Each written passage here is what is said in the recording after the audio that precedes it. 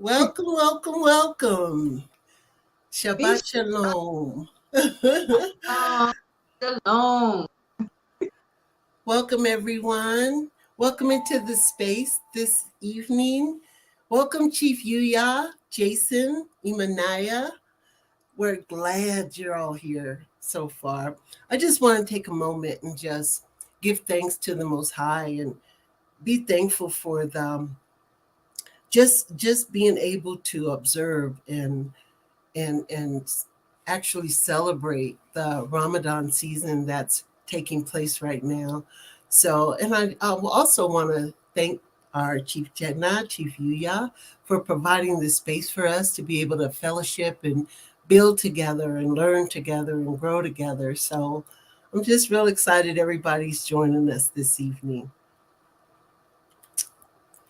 Yes, I want to say, greetings, Oba, greetings, Anaya, Jason, all of Anu, and all of Nubians out there who aren't aware that they are Nubians just yet. But you're going to find out.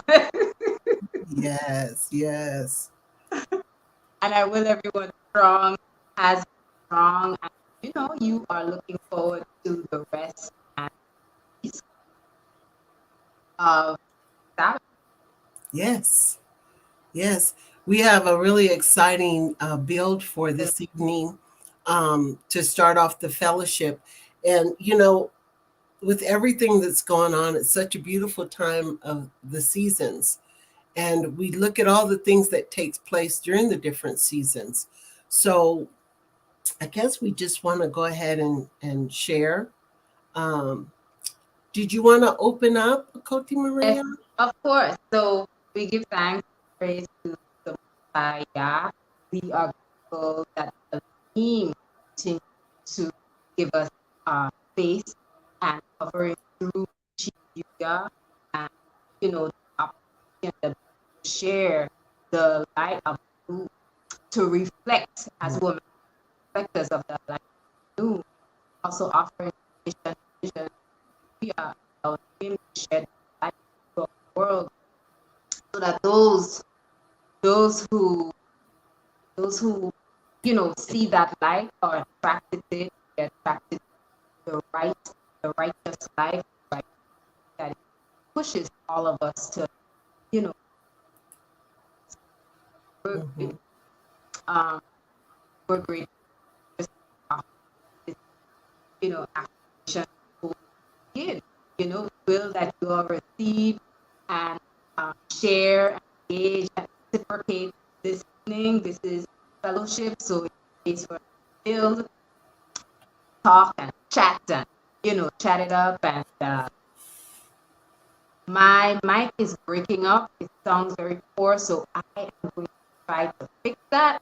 But Safta, I know you want to get to our objectives for this evening and share what we want everyone to pull from. So Yeah, it was really funny because I'm also having some technical difficulties over here, but that's all good because we were talking earlier about how excited we were about this bill simply because when you feel it and you're actually going through, um, it's always good to be able to know what you're going to share from your heart. So, um, part of what we wanted to get into this evening, and again, I'm having some difficulties here too. So just give me one moment. There we go. Knew this was going to happen, but I'm all good anyway. And while we're waiting for all my information to reload, I just want to also say, greetings to top tier speakers, Ima Akuya, Master Minolek, uh, Koti Yafe, and El Karar, Aki El Karar. Thank you all for joining us for this build. And let's see, I'm finally getting everything back online. All my stuff shut off. Here we go. It's funny because all my things shut off as well as you were going off. But let's start our build with we were thinking about in Genesis 8:2, while the earth remaineth, seed time and harvest, and cold and heat, and summer and winter, and day and night shall not cease. And this is like, when I was reading through this, I was thinking about the different things that, yeah, that the Most High gave us. And He gave us a lot of promises and told us things that that's the way they would be. And one of the bills about going the seasons and going through the light and the dark, as we move from the darkness of winter into the light of spring, we also have a transition that takes place uh, on the inside, and forces within those dark places that require our attention to grow. With the changes of the season also comes a new focus as we move from the dark places within into the light, in order that we might witness those changes that take place within us. And as I was writing this down and I was thinking about it, I was also listening to Chief Yuya in the podcast part 2 about the spring equinox. And I found it so interesting when he talked about how, the spring equinox is the time when we confront our demons. And I know for myself that was so true. And it was so refreshing to be able to understand what is actually taking place in my season, to actually acknowledge it, other than just being, you know, uh, um, a time of the year, a season. It also really applies to the seasons in our own lives. And one of the questions I know that we were going to ask is, how did you all prepare for this equinox to go into this season? What was your idea of what that was going to look like for you? And being in the new for a few years, each year it's changed for me. And I've gotten a little deeper every year, especially the way we came through our fasting, and then we went right into Ramadan. And so, What is every, they say? Straight flight. yeah, Straight flight. yeah. And it got deeper and it got better and it got more exciting. And instead of going, we got a fast coming up, it was now like, yeah, I'm not going to focus on what I put in my body as far as food and looking forward to different meals. Now, it was a whole different mindset this time around. You know, Chief, one of the questions that was asked when we did the womb build last Sabbath was, since I've come into a new, how my lifestyle changed, or if my lifestyle changed and how. And I answered pretty fast without, I've been thinking about it the whole strong, thinking, you know what? There was so many things that changed that I couldn't even think of them within a second. It took me the whole strong to just go over in my mind all the things that have changed since I've come into a new. And a lot of the changes were some of them, I should say, were visible, but there were so many that weren't. That was on the inside. Just like I never thought I'd look forward to a time when I'd go days without eating anything. Right. But, so did we tell everyone what we want them to walk away from? Or I'm sorry, you broke up a little bit. You know what? can I'm you gonna. all hear me? Because I jumped back in, but I don't even know if I sound better. So that's the question I kind of should ask. So I I noticed when I mute my mic, I think the brothers had a problem with that too. But I think when I mute my mic, you don't sound choppy. So I'm gonna mute while you're talking. All right, well, let me know if that helps at all. If it's not as choppy, then great. I'll just go talking. Go ahead and talk, but I'll wait a little bit. But while I wait, I want to greet everyone again. I see some more wonderful people, wonderful faces jumping on in. Akiel Karar, Master Menelek, who I think was here before. Sorry. Margie Marie Art, peace and greetings. And Yes, I'm loud and clear. Whoa, that's crazy. You're clear now, Sister Marie. Okay. We should have known that. Okay, so Shabbat Shalom, everyone. And yeah, I do think it's really important to think about the why. Our conversation is moving fluidly. We meant to actually talk more about Ramadan toward the end of our bill this evening. Um, but there was a piece in the Book of Mormon that I was actually, like reading and reflecting on. Um, and I'll pull up the reference right away so that way I'm not guessing. But it speaks about the idea of fasting, and fasting that is not just dependent upon the gifts and the productivity and all of the benefits that it brings to us. Because many of us go into fasting with that idea that, and I'm not saying, this is not to say we should put our goal setting aside and we should not. No, no. This is a time created for that, right? For that increase in productivity. But there's a point when we have to also acknowledge that we're fasting, and we're fasting because it is out of obedience. It is out of understanding that this is a expectation, this is a standard, this is the function, this is the way we do things. And there's science behind it too. Like, there's science behind intermittent fasting, there's science behind the body fasting and being able to rest the digestive system for a period of time, and the amount of fat loss that's involved. And some people do it just for that, right? But I do think there's a beauty in fasting and realizing there are revelations that happen. And we have several biblical references that we're going to introduce. Daniel is one of them. Like, Daniel was given a vision, and then after the vision, he fasted. I don't know if he fasted because, like, listen, I don't know what I just saw, but Lord, let me just fast here to make sure I clear my head. But after fasting, this is when he also was given a visitation. And all he can describe was just bright lights coming out from everywhere during the experience that he had after fasting. And the men who were with him, they fled. They didn't even, I don't know if it's because they weren't fasting, it was not a vision for them to see.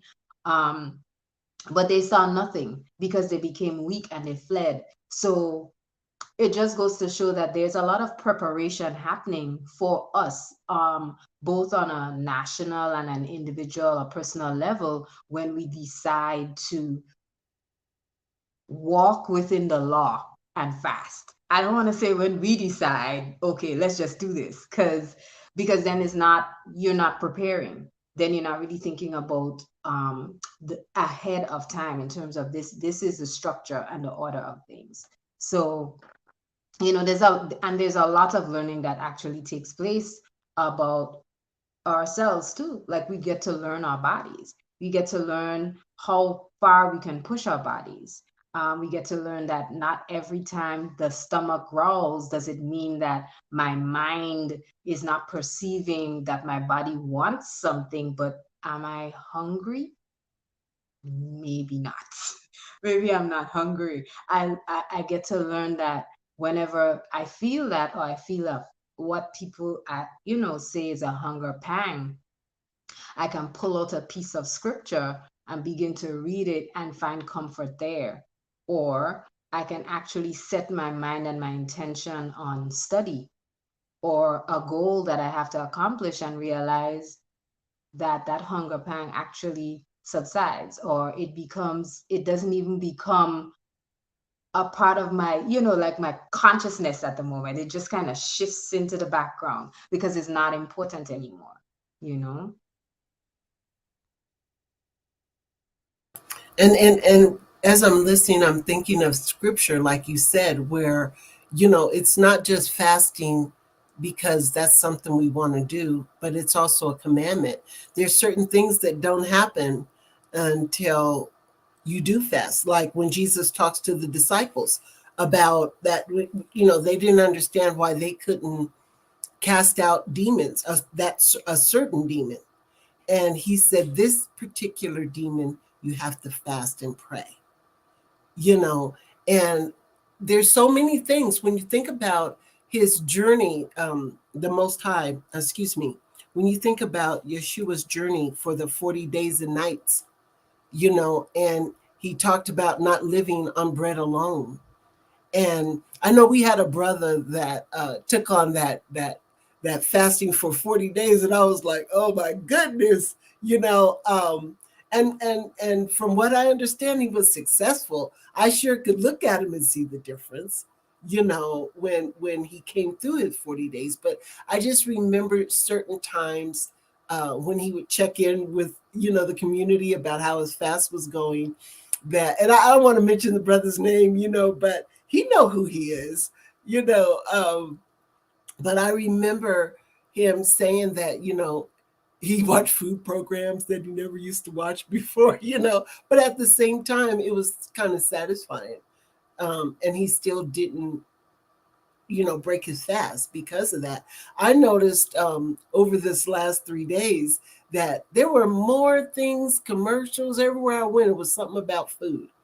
And I'm really appreciating that because it just let me know how there's always distractions to pull us away from the things that we need to really focus on and that make us weak. And those distractions are things to pull us away from us achieving what what we're on our journey, especially within a new, to achieve. Thank you, Chief Yu. Yeah, I am learning. I am learning. You don't give us much choice. When you set us out to do something, you go burn or you go figure it out. So I give thanks for that. But uh, as I mentioned, coming through this fasting at this point, it had a whole different impact. And I'm looking forward to the more I experience this, not just on times when we're assigned to say to fast for certain reason, but to do it again, listening to the the spring equinox. I really found it interesting how Chief talks about the seasons in our life. Some people go through equinox on a daily basis. Their Right. seasons are constantly changing. And during those seasons, I believe that you don't always need to, there's a time that you just need to fast and withdraw to overcome. And one of the real profound things I found in part 2 of that podcast on the spring equinox was when Chief is talking about, the spring is a time when we confront our demons. And he talks about the struggle we go through, and how the cycles of life are illustrated and how we need to pay attention to those things. So this season for me, I'm still digging deep, learning to getting to know myself in a whole different place that someplace I've never been before.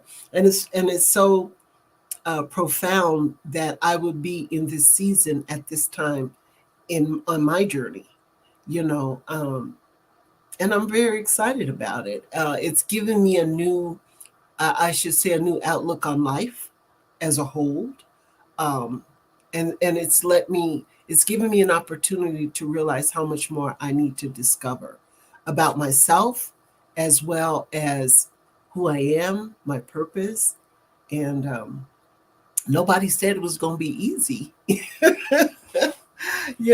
but no pain, no gain, as our El Kadar would always say, because he's all about the war, he's all about the fight, So I really can appreciate where I'm at this point. And Achoti Moreyah, I think I thought we posted the question because I really wanted to see hear some of the things about how everybody else is doing this strong, and how your fast went, and if there was any new discoveries you made about yourself. Right. And I know one of the first things you asked was how did everyone prepare? for the fast. And so that's also an interest too. Like, what are some of the things that you all did to make sure, that there weren't any, there wasn't any temptation, or anything in the space or the home that would distract you. But fasting is more than just the food. It's beyond that. So how else did you prepare in terms of like, goals that you may have set up for yourself, or that were identified or given to you? Um, and just personal challenges that you want to work through during this time, because as you said, with the change of the season comes a new focus. And it's I think it's so simple when we think about just the idea of a seed, and inside of a seed is housed every other plant that you could imagine that could come from this seed, and it needs to be buried in order for it to actually begin to you know the process of growth. And we all go through the same go we go through that. When you say that we go through that every day, we go through cycles. And I think of Chief's reference one time to the idea of movement and pause, as well as with sound and play and pause, and as well as with sound and silence. So there are all these are cycles in itself. And I would say that I prepared for this fast by, identifying some goals. Um, Chief gave me goals as well too, that I not needed to, need to accomplish. I also set aside time in the dawnings when I know I want to work on the reciting of a psalm, and just thinking about the idea of this time of Ramadan, like shifting from the equinox into Ramadan. Like, the focus is charity, it is giving to others. So I thought the things that I like or enjoy, I would give them to others. But it's not just about giving in that way, but finding those who may not have what I have and providing them with that, and making sure that they have something, whether it's food or a word of encouragement, or maybe that you never know who you meet and they're downtrodden, and in that moment you may be so busy because you want to get to XYZ, you have time ticking. But the truth is, that's sometimes how we give charity, and we give when we can pause and give of our time to another, and not always focus on, oh, this deadline. I'm not saying don't meet your deadlines, but there are times when we do have to pause and give to another who may not have the time, but we may have that time to spare. So those are some things that I prepared for. I also prepared by actually going into the grocery store on purpose, because that's part of, sometimes I like to be extreme. So I'll go in and put myself in a place where someone else may say, oh my gosh, I shouldn't be there. I'm like, no, I know who you are and I know what you are. And, I'm pulling to prepare myself so I have what I need in the evenings. I have fruit and everything, but that does not mean that I'm going to succumb to, the desire to eat and things like that during a time when I should be fasting. You know, Master Minilek, he said in the chat, he said that I was just more conscious of food. And that's absolutely true. But I found that when I'm busy doing things I need to do, I don't even think about eating. You know, I have to, I don't, I, and if I do, I quickly dismiss it from my mind and I put my mind back on what I'm supposed to be doing. Uh, you made mention about temptation. And I always think about, why I'm tempted to do certain things, especially if they're things that either I shouldn't be doing, they're not good for me, or it's just things I do out of habit, and I have to, again, during this season, I find myself rediscovering who I am and learning about who I am and why I do the things I do. And that's how I've come into this time of Ramadan, to really do some self discovery. so that I can confront those demons in a real way. Not just saying, oh, I got that spirit. Oh, that's what I did it. No, I need to confront it in a way that, matter of fact, uh, Akio Kara, he said, I said that. Actually, what I was doing when I was talking about the fight is your strategies of war. And I think about your strategies that you've been bringing to us recently about different fights. And I think about this journey I'm on. Sometimes I'm confronted and I have to fight. And either it's old behavior or, because I know to do the right thing, but my I want to do the wrong thing. But I know I'm supposed to be doing the right thing. So for someone who is really learning how to command the day and how to take control over, what I'm thinking. And when I say what I'm thinking, it's not just what I'm thinking, it's what I need to be reflecting. It's who's taking the time out to pour into me and to teach me and to give me all this valuable information so that I can have a better life, a righteous life, which is my desire. So when I put all those things in front, I have the tools to fight with. So it wasn't, I don't think I quoted you exactly, because you say some things, know what I'm talking about, that I can't get back at. So, but I was just thinking about the fight because, you know, it was funny because last evening, Achoti and I, we were getting some notes and stuff together, but we were so into the um, the presentation that we were trying to do both, and we found ourselves talking about your presentation and jumping back and forth.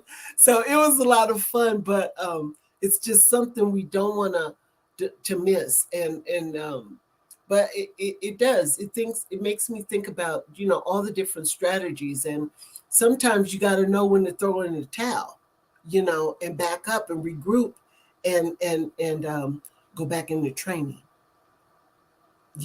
and come out, live another day to fight, So that's what I was thinking about. And it was just, no, I wasn't quoting exactly what you said, but I was thinking about it. So some of the answers are starting to come in about how everybody prepared.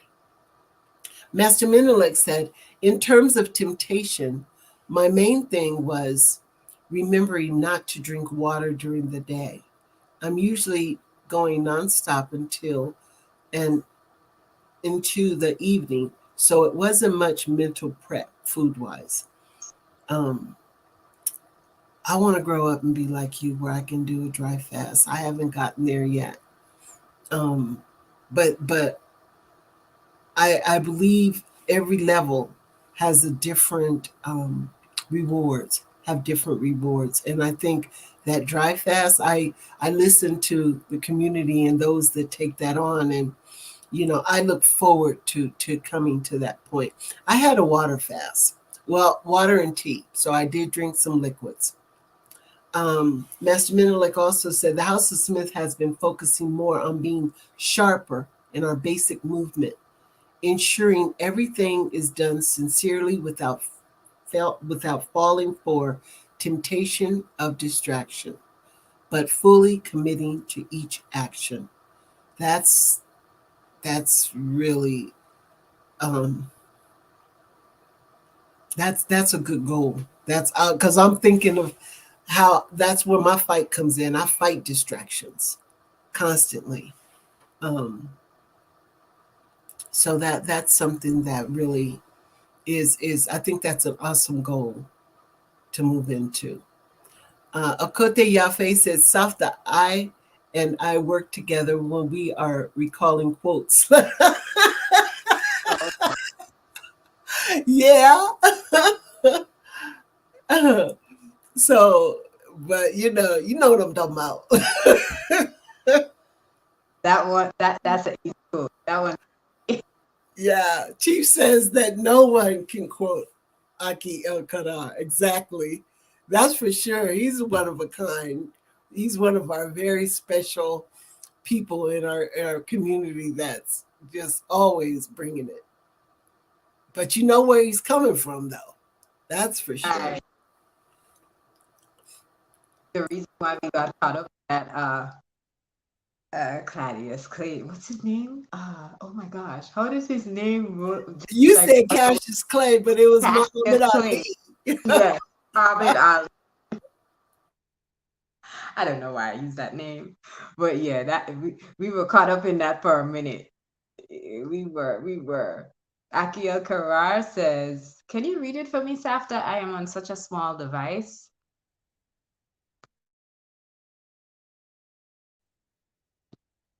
I think you're on mute.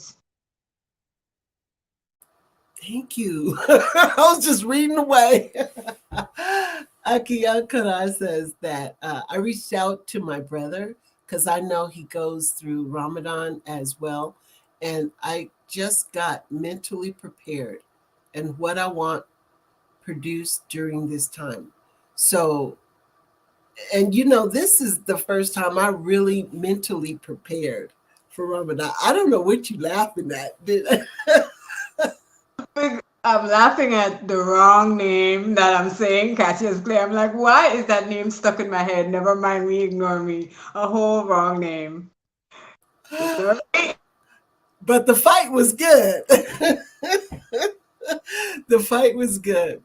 Master Menelek says, so that's getting mentally prepared, I think was the first thing. This was really the first Ramadan that I actually prepared mentally. Um, I've been exercising the 1 meal a day, so that's not a big deal. It's just when I can have that 1 meal a day that I have to be on track with. So the next one here, I think Master Mendelek said, a lot of my fasting is via self neglect. Don't like, don't be like me. Well, no, you don't want to be self neglecting, but I'm learning that I want to do things on purpose, you know, because when I do it on purpose, I find that I'm learning more about myself. And yeah, it's a new way to walk for me. But yeah, don't neglect yourself, Master Mentor. Aki. I wanted, I'm sorry, I wanted to jump on that just a Mhm. because I have, like I've worked with people before on doing resets and fasting, and they'll say that, like, yeah, I just absent-mindedly, do this fast, do this fasting, go through these fasting periods, maybe on a Thursday, it gets so busy, and I'm like, well, it's not intentional. It's not intentional. It's not planned. You're not preparing it. And so if it's not intentional, it doesn't follow a pattern, your body doesn't even reap the benefit of it because it's not a pattern. It's so random, you know? So I think that's something to even add to it too, Yes, don't neglect yourself at all. Don't, because, that's how we end up with, you know, having difficulty with stomach issues, and the inability to digest food, and for women, we put on weight because of that. Like, your body just doesn't know if you're starving it. It's like, what are you doing? So this is true. It's also true that we have to be intentional about fasting. We can't keep saying, oh yeah, the other day that just happened because I just was too busy, so I didn't eat. It's kind of like when people say, okay, I'll fast, but I prefer to fast when I'm at work because you're so busy. But then you miss out on the opportunity of challenging yourself when to fast when we're quiet, when you're in a space and a moment when you actually have nothing to do. That's when you get to see and address the real issues, like, why are you eating then? Are you just eating because you're bored? Are you just eating because, or drinking? I don't know who, whatever it is you're having, because you want to fill a space. You don't want to be alone, so you want this cake and ice cream to be with you or whatever it is, you know. So I think those sometimes we miss out on that opportunity when we're in like that quiet space, or we don't have the 9 to 5 to distract us, or various tasks to distract us, and they're not distractions but to distract us from maybe the hunger, so that way we don't have to deal with it up front, or we don't have to deal with the reason why I'm putting food in my mouth. Am I really hungry? you know What I noticed also about this fast for me, when I did feel hungry, because if I get up and go work out in the morning at the gym, I'm not hungry. But once I come home and I slow down and the evening's coming, now my hunger, and I began to start addressing, as you mentioned, I started addressing, I really don't need to eat right now. And start really, it's like making that thing not control me, because I remember when Chief was talking, when we started talking about bugging out, and the way we would live on the land and different things. And if you have to go for a long period of time without eating, that does not need to be the reason why you're weak or you slow down or you're not able to function. you know when I think of people in other countries, how sometimes they just might have a little rice or something in the morning and maybe nothing else until the evening, and then that might be rice as well. Yeah, I see Aki Isaiah. He says, I constantly have to ground myself, remembering what I'm working on towards and why I'm doing this. And that's a really good point. That was also one of the things that made me hold tight, is that I had to remember, why am I doing this? Not only am I commanded to do this, but I'm going to grow through this. And I'm going to also, my mind is very clear. It's not foggy. I'm not feeling heavy, you know. And even when I broke my fast from the 3 days last evening, I thought, oh, I'm going to eat this and I'm going to eat. I couldn't. I just couldn't do it. And I decided, I said, why would I want to stretch my stomach back out? You talk about women gaining weight and the things. So I'm happy that the way it ran into Ramadan, because now I can stay on how I eat, And it's not good when you go a whole day I remember this one guy I used to work with, and he was Muslim. And I remember he said, oh, I'm so hungry. It was during Ramadan. And he said, yeah, my wife's going to make me a steak for dinner, after Ramadan, after he fasts for the whole day. And I thought, well, your gut is going to have a hard time, digesting that, so that's part of just being aware, and again, like Aki said, working, just remembering why we're doing it, and that's the part you were talking about being intentional. I like that. Be intentional. So, Master Min, like when he said, tell them how you really feel something. Be straight. Yeah, I'm getting there. So, a new radio says preparation included being honest about where I am spiritually, physically, and emotionally. Oh yeah, and my head instructing me to get to the root of my limitations in those areas. I can definitely, I can definitely relate to that.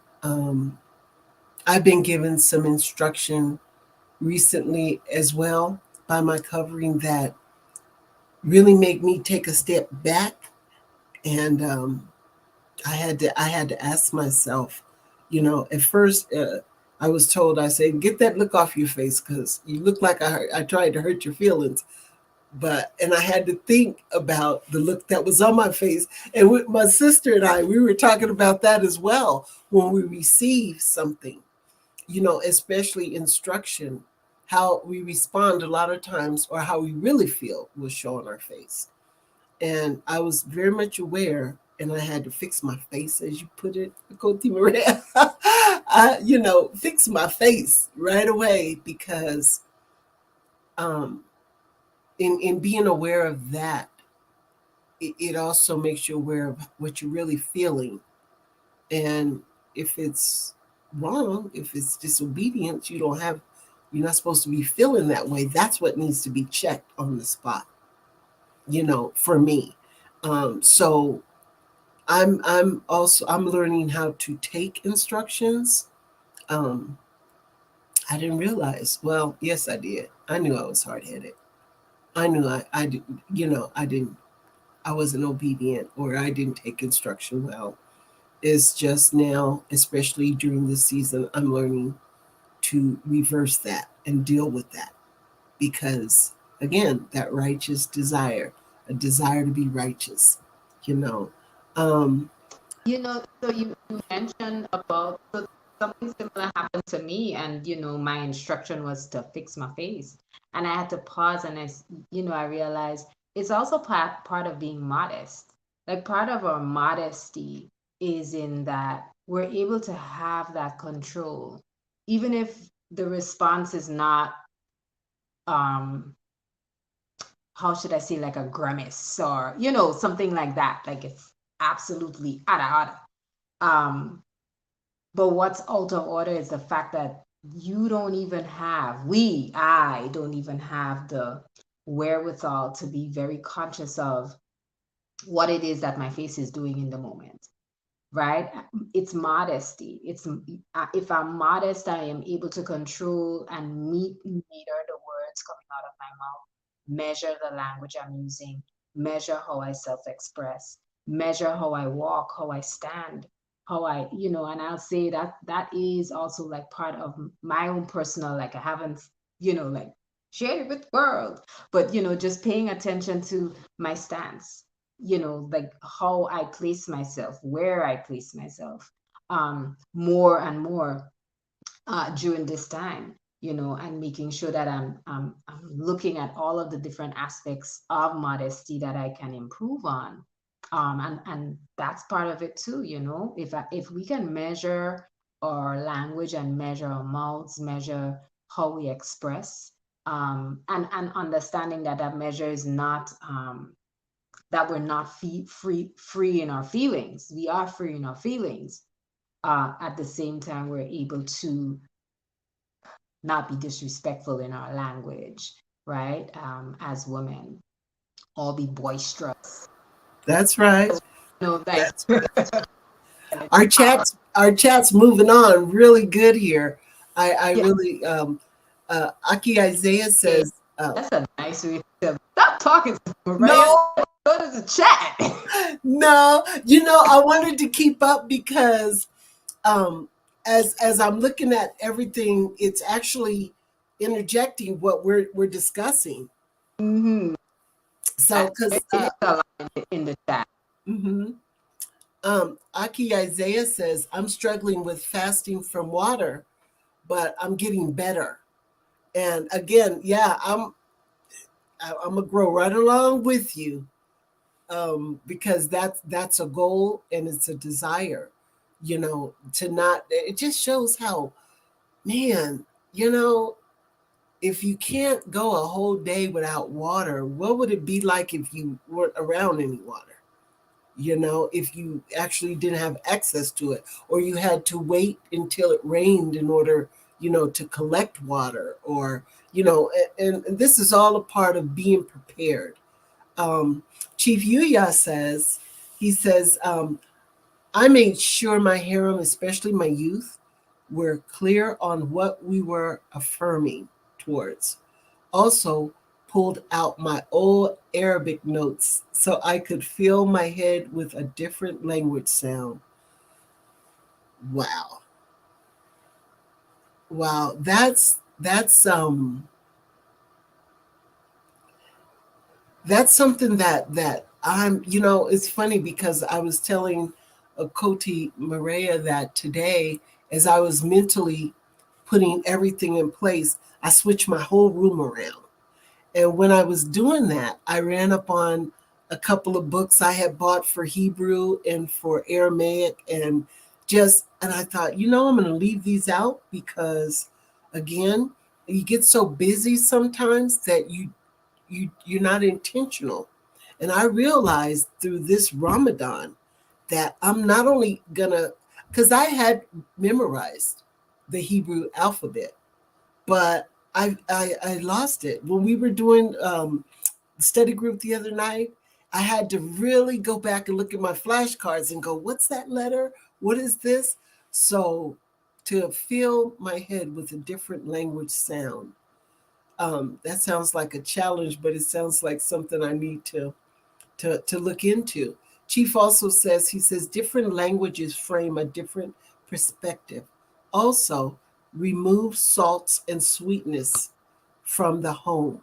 We are fasting in a very Spartan way.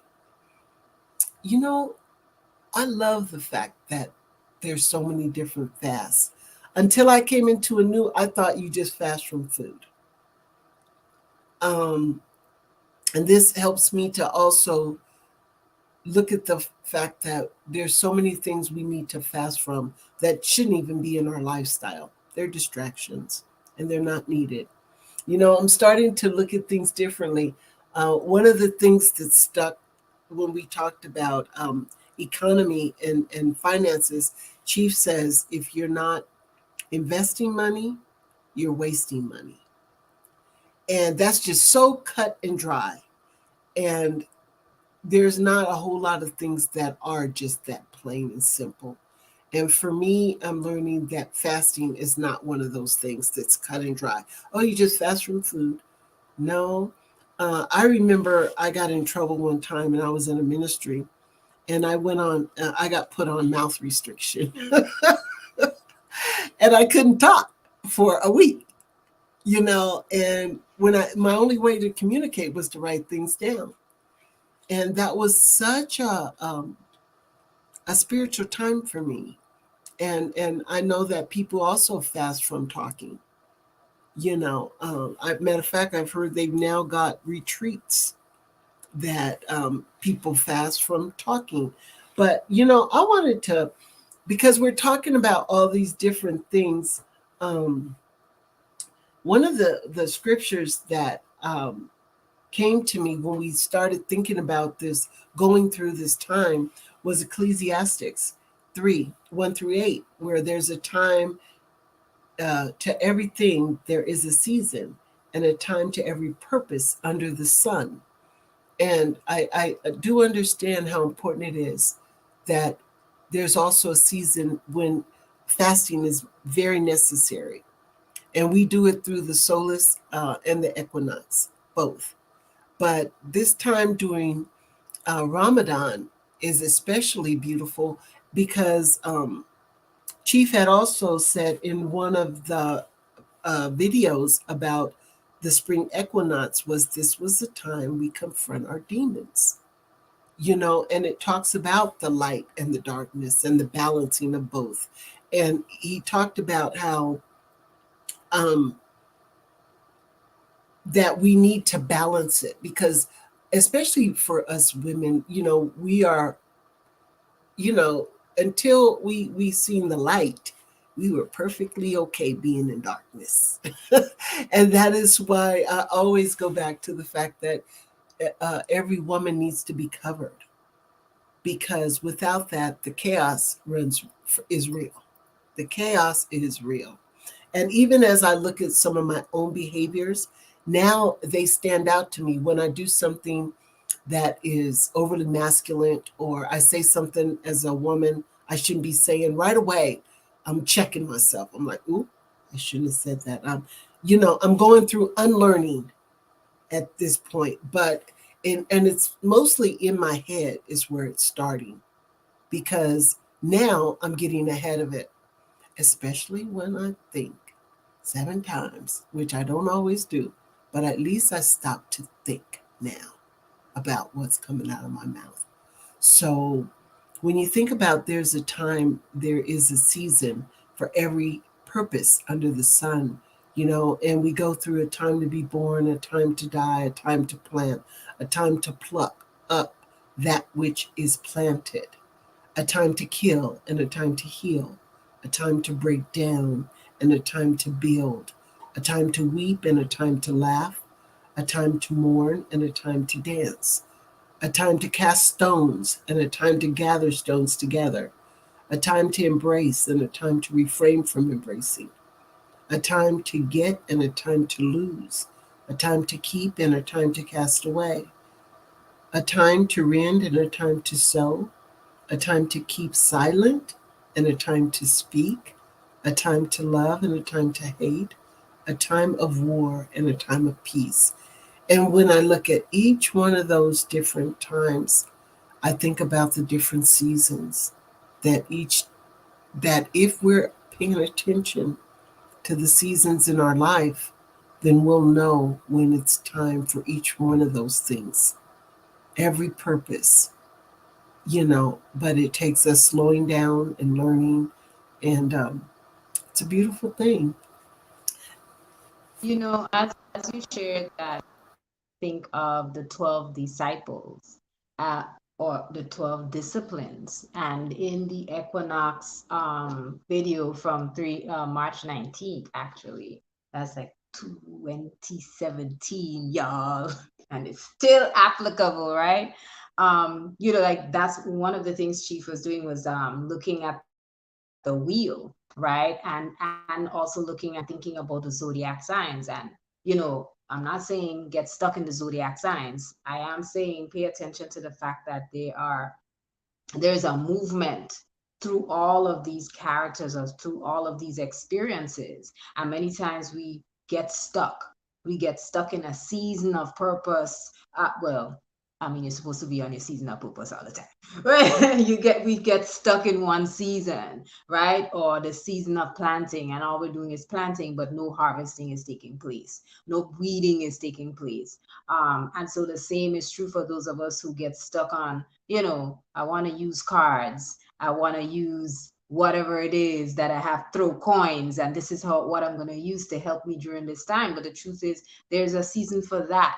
And after that season is gone, then you have to move on to more powerful experiences and more powerful technology and tools. That was one tool or one type of technology, but that may not be the end all. And what I'm saying is like twofold, because again, some of us get stuck in one discipline, not realizing that we ought to become, his words exactly was, we have to move through all 12 disciples or disciplines so we could become the 13th discipline. So we have to master them and become that one that has mastered all the others. And it takes that acknowledging that you're not always going to be in this one place all the time, and that you're going to move through. And our lives have seasons. That's the other thing. Like I think when we were preparing for this, one of the things that we talked about before when we were doing Shema Anu was we covered courtship. And when we covered the courtship, I believe, if I'm not mistaken, was the brothers who covered that portion about, how we change during the seasons, like, and how our changes actually affect our relationships and how we engage with each other and so on.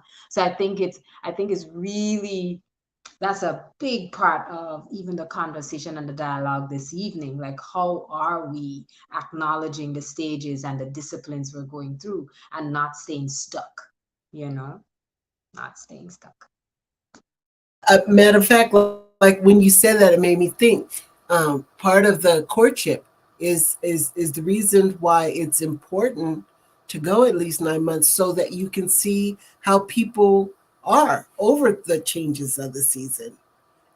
Because we do. Some people become introvert when in the spring times they're all bubbly and extroverted, and yeah, we do change. And I think it's so important that we are aware of how and when we change.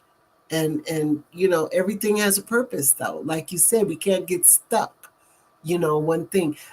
Thank you, Chief Yuya. I said sweetness instead of sweets when he said they took all the sweets out of the house. um it's really something because I never was a. Oh, I apologize. Were you saying something? Oh no, sorry. I just want to pause and greet newcomers.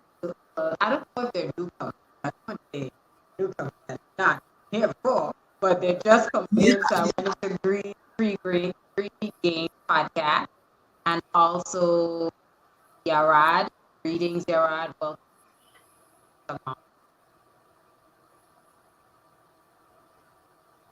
Sorry, Safta. Oh, Because no, no yeah. problem. No problem. I'm glad you did greet everyone. Please join in the bill. We had a question for those of you that just came in. Just if you, so how did you prepare for this time of fasting? If you do fast, and if you don't, we're also sharing and building on why it's important that we do. You know, I can't believe. I remember I had a broken foot and I was restricted to my room for like almost a month. And I remember, what's that eating place? Not Uber Eats or one of them, whatever. There, I looked at and this was a couple years ago, but I remember looking at my bank after a month and how much money I spent ordering in. And I thought, oh my goodness. And I really became aware of the fact that it's not the fact that you can eat whatever you want to, whenever you want to, that you can afford to do that. But when it starts hitting your bank account like that, and you don't own stocks in these companies, I thought, oh man. And that was actually the first time. And it was, I think I'd only been in the news for a short period of time. But I just remember not, if I even was in a new. I don't think I was in a new at that time. I think I came in shortly after. But nope, actually I was, I think. I don't remember, but the fact is, I spent way too much money eating out. And anytime you can count over $200-300 in a month eating out, that's way too much. Because I actually can spend that much and eat for a whole month and have leftovers and eat better food, because some of those places I was eating from, again, Chief made me think about it when he says, I don't know who's cooking my food and what kind of energy they have, behind that. So all that has become important to me at this point. And these are things people really don't think about from day to day. You know, yeah, Chief had said, yeah, man, I can put salt. I think because Master Minilek said, wow, Chief, no salt. And uh, Aki Isaiah, he said, thank you, as far as how he should, build up to a water fast. But yeah, I'm with you, Master Intellect, no salt, you know. Um, and he says, yeah, man, I can pull salt from natural sources like tomato or celery, but that's about it. If the food ain't right on its own, it's not going in my bowl of Ramadan.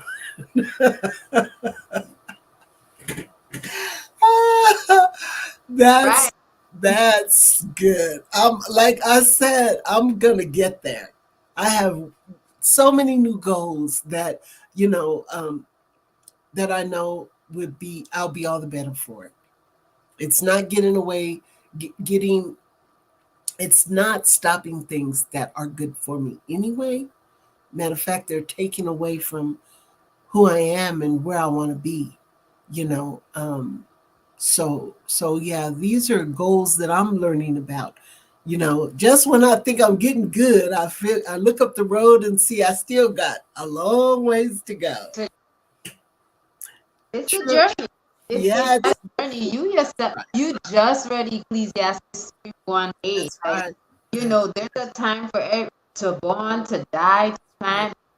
I mean, there it just shows us that we have a timeline. We have a lifespan, but who's to say that lifespan? We know that lifespan does not necessarily end when our physical, body That's ends, right. right? At the same time, the same equinox lecture actually teaches us that equinox means equality, and so all the worlds align. So if all the worlds align, That's what right. about the other worlds that you That's know, right.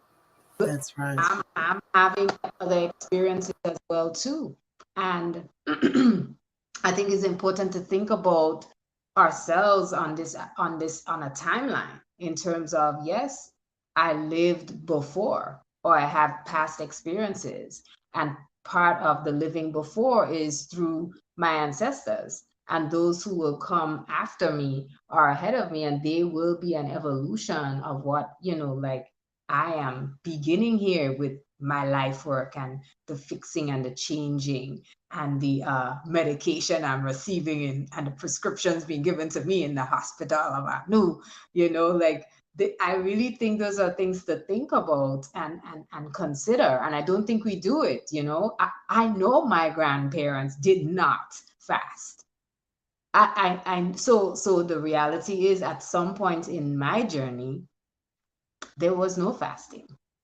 There was no consideration for fasting. There was no consideration of acknowledging Sabbath and holding it. So I really do think it's important, and not using it to, you know, be of self-importance, but just acknowledging that there is a timeline. And sometimes we just think of ourselves only, and we don't let the timeline extend and extend into the lineage, right? Or well, our blood family. I remember when I did hear about fasting, I was going to a Bible school, and it was like we fast every Sunday, and then we would eat only late in the evening. But again, it wasn't. It was so much that was off to that for me. But I did get the experience of fasting. And I do remember the scripture, and I'm trying to remember where it is, that talks about, and when you fast, you don't walk around with your face all torn, but you anoint your head. And you don't let everybody know, oh, I'm fasting, I'm hungry, and because it's an inner thing. It's something that you're doing in order to grow. And I think about now, I didn't even say anything to the people in the house, and they just noticed I hadn't been in the kitchen. And then and then I could smell food cooking sometimes, and I'd just be in my room and I'd just read or listen to music or do what I was doing. But after a while, it just didn't bother me at all. But then I had someone ask when I went down to make food last night, "Oh, are you off your fast?" And I thought, "Yeah, I am." But I think it's just that she knew the seasons had changed, and just getting prepared again for Ramadan. Aki Isaiah says, "I noticed how many meditations are more intense since the fast started." That is so true. I went back and actually this dawning, um, no, actually, before I ended my fast, and I started rereading my journal, which got me back on track to journaling because I realized how I was like, wow, I wrote that. Woo! I didn't know I felt like that, and I was like, I'm keeping this. So it helped me also to see why journaling is so important because you do see those seasons that you go through.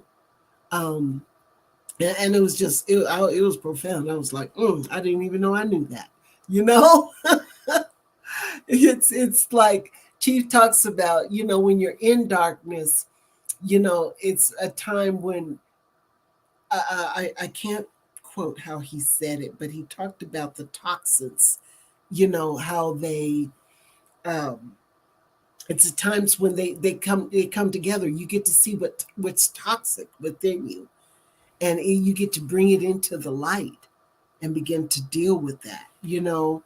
um and when you're going through those dark seasons, and we were just talking today about, you know, I felt like I had just in realizing when my covering brought certain things to my attention. I felt vulnerable because I knew that all I could do is listen, and I was told, don't respond, don't you don't have to have an answer, just think about what I'm saying and be quiet. And I thought, I felt like vulnerable. But what was really going on is, like we were discussing, certain times, you know, being in darkness is not always a bad thing, you know, because of that particular matter of fact. I always write down things that chiefs say, especially when I know it's not something I can do justice. But he says during the equinox, the earth axis is the closest to equal it is going to be with the sun's equator. The length of light and darkness are equal on most places on the planet.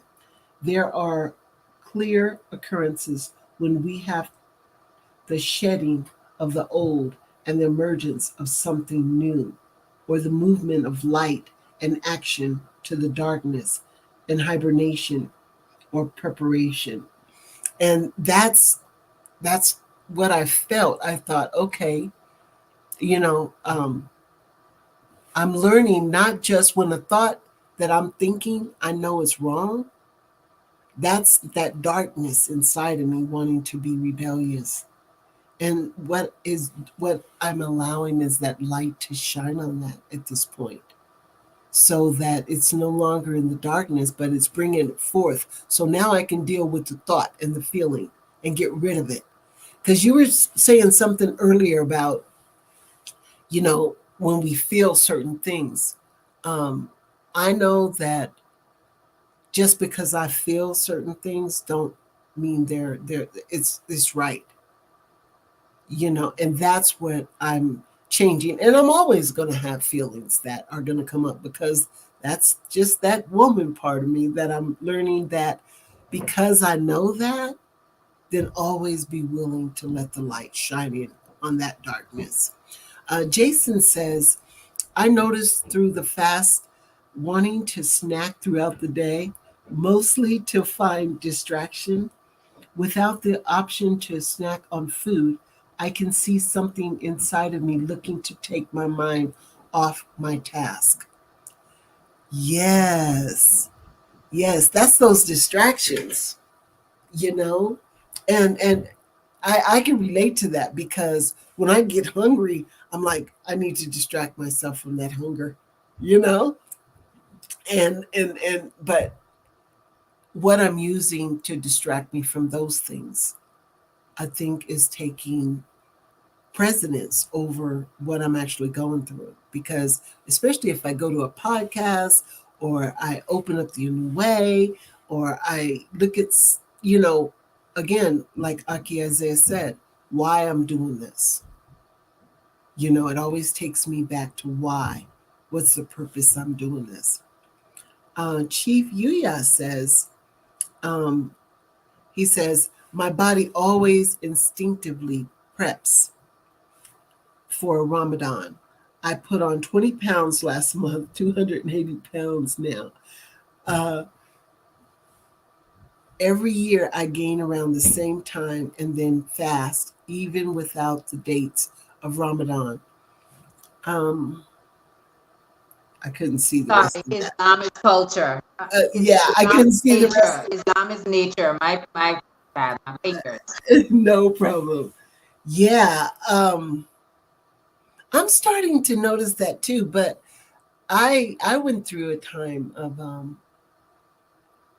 after being not feeling well for a while, being on some medications, that I wanted to cleanse.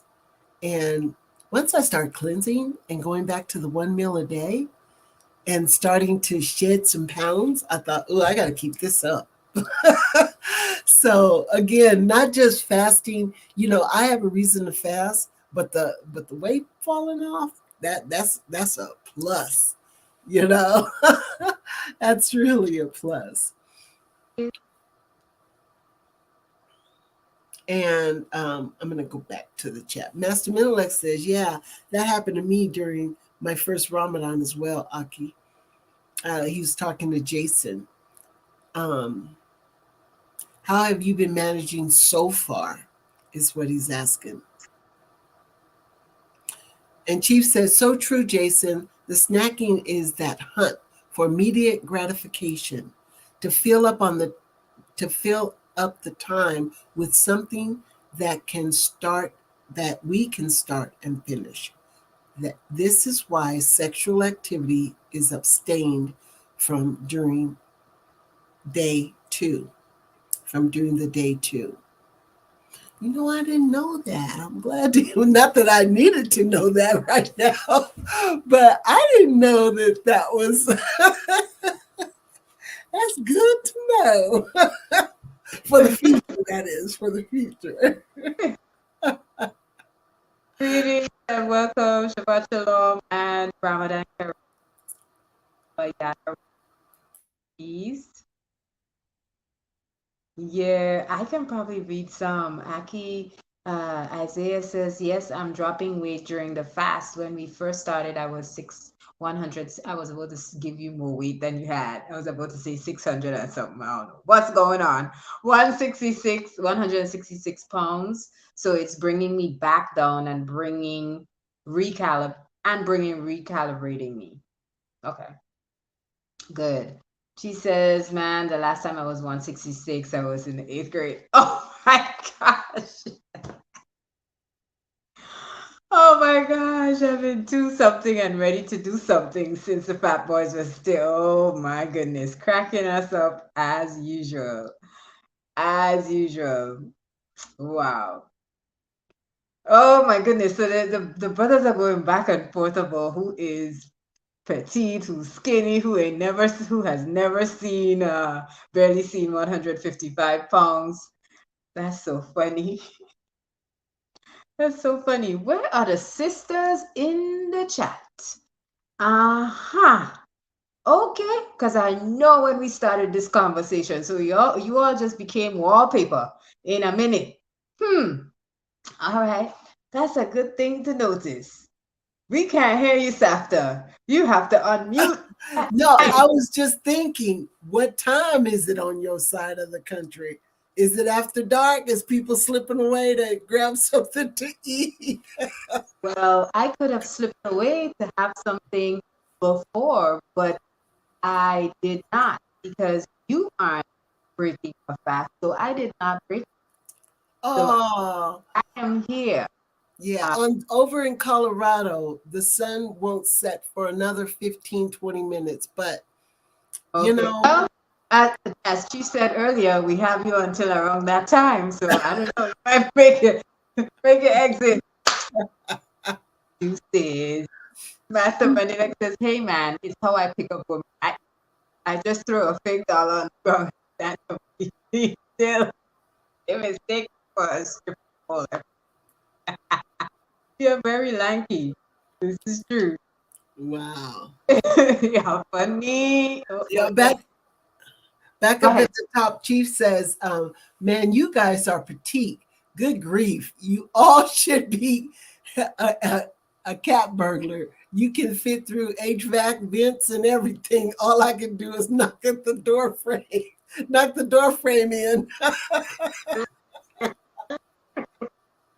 Oh my goodness. Oh my gosh. Well, sometimes you need both. You need the brolic silverback that could knock the door in, and then you need, the stealthy HVAC whatever. Right. I don't know. Get through the vents. Slip through the vent. Oh my gosh. Wow. Sis, finally. Oh, she says the sisters are stuffing their faces. I'm gonna put this one up there. It's so funny. I told you. Masterman like says they're asleep. They are not asleep. Oh my goodness. Yeah.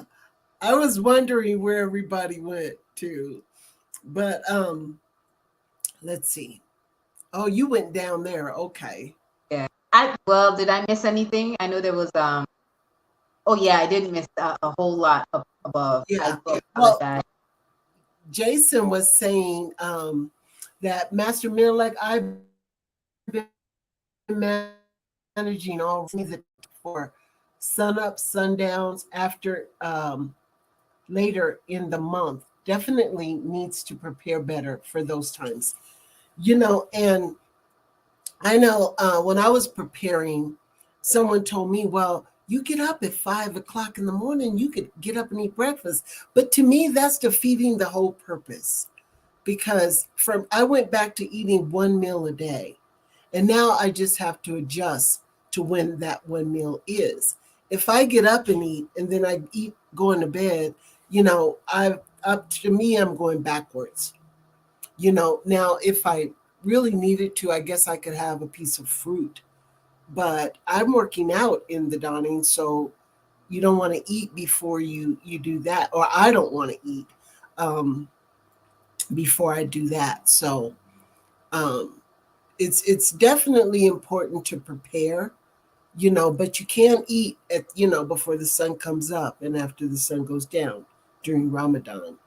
Right. So, and then Chief You know, said, "Oh, I go wanted ahead." to just like jump in there a little bit. Like I know for me, I never ever acknowledge this get up and eat before 5 o'clock, before the sun rises. And I had to readjust because I do realize that even though I've lost in the past during the fasting that happens in Ramadan, I actually have to acknowledge that it pushes me to eat later in the evening, and I have to it's very difficult to begin to continue to control blood glucose levels and so on when you're eating at night, and then it puts an extra strain. I'm gonna come with that, y'all, sorry, but it puts an extra strain on the liver when we eat so close to our rest time, because I know for some of us we're breaking fast at, I mean, eventually about another strong or two, we'll be at 8 o'clock and we'll only be halfway in. So now you're eating later and later.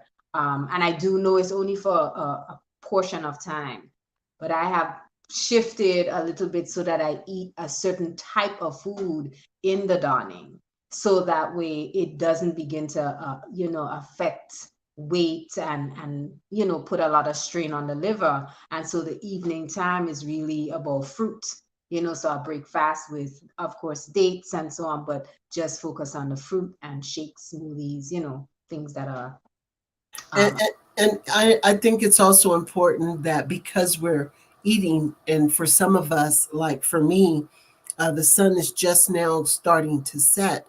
Um, so I may not eat until 8:30, 9 o'clock on a regular, but I know not to go to bed for 2 hours because that's my food, whatever. And if I eat light, like what you said, have a salad, and I do. Um, I think I made some veggie tacos or something like that, but I knew not to lay down for 2 hours to give my right. body chance to. So that's important. If we are eating late, give our bodies a couple of hours to, if you can. It's real important. Or like you said, eat light. Eat light. So the other thing that's important to know, the 2 hours is great. That's great. It works. However, our liver actually does its most important work in the nighttime, and that's an important time for us to release or alleviate, because digestion may be complete, but that doesn't mean that the food assimilation process is done. It's not. Like, the liver is still working when indeed it should be resting at that time, so that's something to consider. I know they tell us that with the 2 hours, which I agree with. Yeah, after a while though, you start to see that it does take a toll on the liver, because it's still going through that process, when indeed it should be in restoration mode at that time in the evening. And even, and this goes to, I just wanted to pause and share too, like, even when we consume sweets, I can't help it, y'all. Oh gosh, I'm gonna go there. Even when we consume sweets, and we consume sweets like very early in the dawning, that's something to be careful about too, because your body's not ready. Your body's not ready to begin to assimilate very sweet foods at that time. So it's just, there's a lot of care that has to take place, and especially for sisters, like knowing how what foods to prepare at what times, and what should be consumed at a particular time and what should not, just to maintain the health and the nutrition of everyone in the home. That's really, like, that's really important for us to pay attention to. And I know it seems like food is taking over the conversation, but it really shouldn't, because there are so many other benefits involved in here. But I appreciate the bill, because it helps us to dig more into how our bodies function, and like, what are the best things to do for the body. So That's really good to know. That's really good to know. I think I had read about the liver needing that time to restore itself and to shut down, so that it can be at its full function. Something to that degree that I read.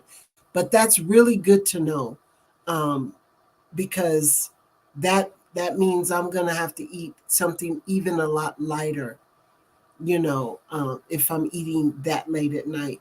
I did want to pick back up in the chat the parts that Chief says, after a few days, you won't even be hungry. The first 4 to 5 is the roughest. After that, you won't even need to wake up at 5 a.m. to eat. Yeah, that's true. And you will even forget when 7 p.m. comes to eat. Yeah, yeah. I really appreciate not giving food that kind of control in my life that it's had. Telling me when I got to stop and eat and all that. Master Middle, and I know I haven't missed a lot of meals, so this is really good for me. So Master Middle says, it's a journey, Jason, but you learn so much about yourself, what you crave, what you actually need, and what you can do without. And man, that's, this is my third year fasting like this. And every time it gets better and I learn more and it gets deeper. I played with it the first year. I was like, oh, So yeah, this is going to be awesome. So Margie Marie says, this is my first time participating in Ramadan. One of my intentions is growing closer to the Most High. When hunger and headaches come up, I go to Psalms immediately for strength. That's right. That's right. That's the healthy distractions. That's what brings us through. I find a lot of strength that way as well. Naya, she says, I prepared for fasting with different teas. This is my second Ramadan, and 4 p.m. is my time of challenge. I don't eat early. I still have tea, so I'm checking sundown time daily. Right, right. Well, I'm getting to a point where I just wait. I know approximately when sun goes down.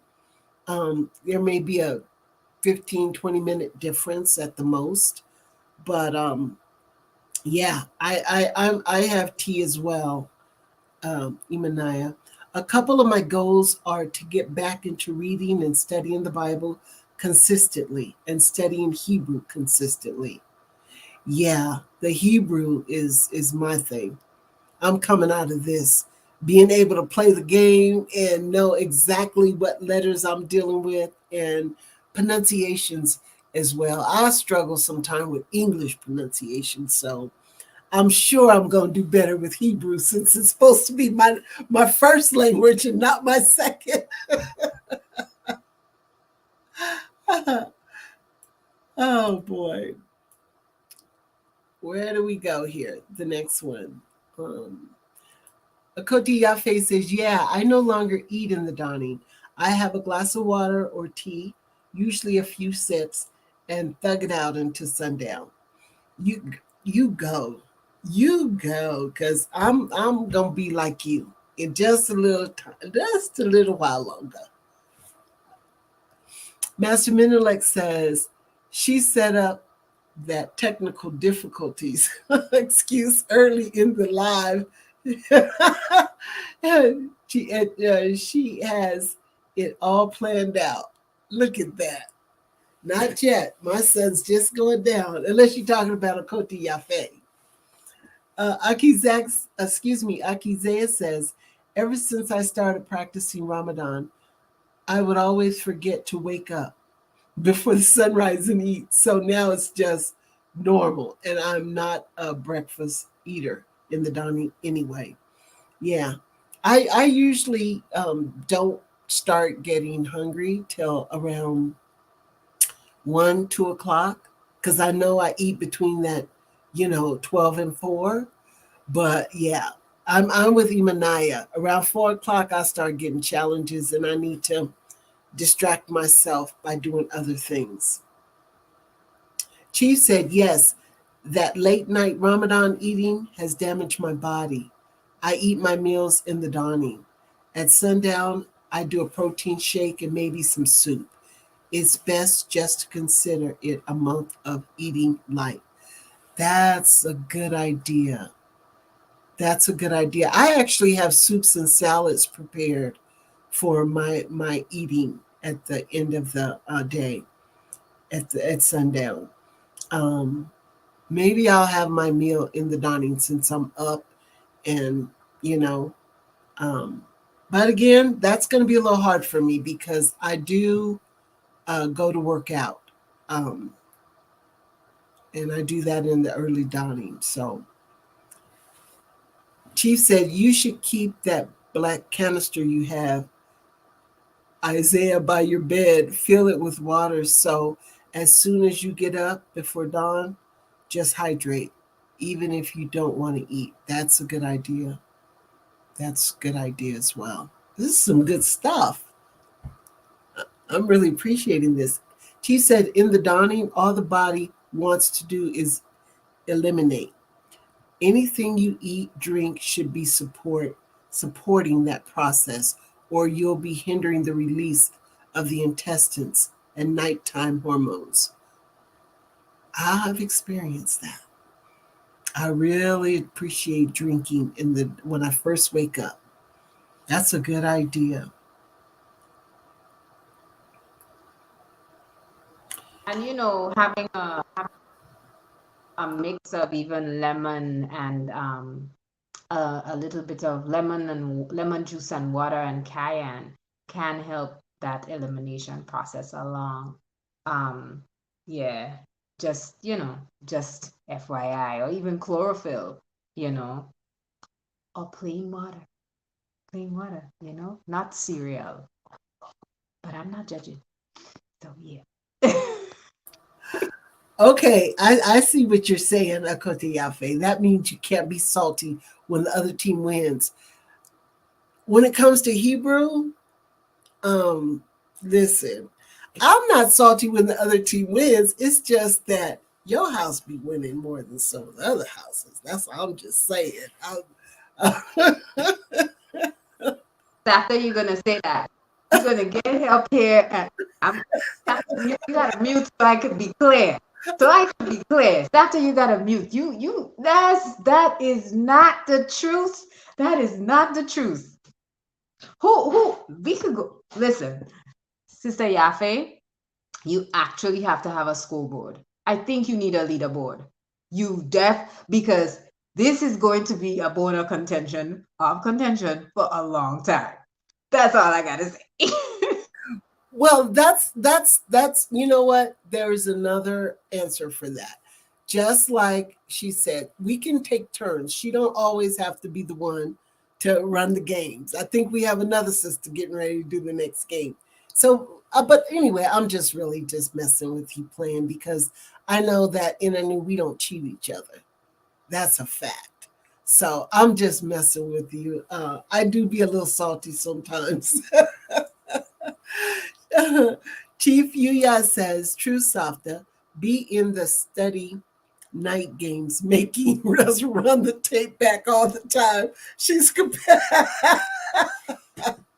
That's why I always ask for notes, you know. But also, it'd be nice if you're gonna spin the wheel for some people, you got to spin the wheel for everybody. But it's all good. It's all fun. Uh, Achoti Yafe said, yep, I have my juice ready for tomorrow evening. If I have my juice. You know, I'm gonna try some different things this Ramadan. And it's good we're having this build early on because now I'm taking notes and I got some ideas about some different soups and doing a juice in the dawning and maybe soups at night or I can do the juice since I am doing the working out. So that works for me as well. Master Menelek says, so the games be rigged, huh? Master Menelek, you been there. You know. No. No, we're all just, we just have a sister who be forgetting the answers and forgetting the letters but I'm not being salty though. Forgetting a spin for certain teams, When it, but I'm gonna be at each game. That's okay. Yeah, we be smiling and giggling, and it be all in fun though. And I always look forward to the games that we play, and it does help. Just with the studying and wanting to be prepared with having the right information. So we're not accused of looking stuff up while we're in the middle of the game, like some of us might do. Who's like doing that? Who's So doing that? I'm, Let's put I'm, some on I'm that.